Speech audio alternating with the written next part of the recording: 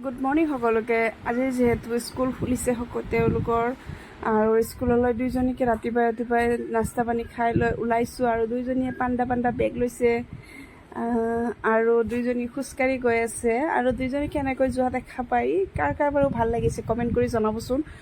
আৰু স্কুল আহি পালেই যিহেতু স্কুল মানে তাহাঁতক এতিয়া মই অংগনবাড়ীতে ৰাখিছোঁ, যিহেতু ভাবিছোঁ দুইজনীকে মোৰ অনা নিয়াত বহুত বেছি কষ্ট হ'ব, সেইকাৰণে মই এতিয়ালৈকে মানে বেলেগ স্কুলত দিব খোজা নাই।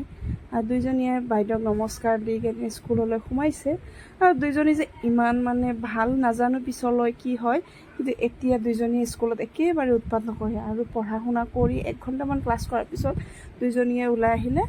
আৰু মই অকণমান স্কুলৰ পৰা আহি কাপোৰ চাপোৰ চিলাব আহিছিলোঁ ওচৰতে, আৰু তাই টোপনিৰ পৰা উঠি কান্দি আছে। তাইক হেনো মই কাপোৰ চিলাব যাওঁতে লৈ যোৱা নাছিলোঁ আৰু দুইজনীকে অকণমান ষ্টাইল কৰি দি দোকানলৈ লৈ গ'লোঁ আৰু আহি মই অকণমান শুই আছোঁ বোলো, আজি শুব পৰা নাই সেইকাৰণে অকণমান শুই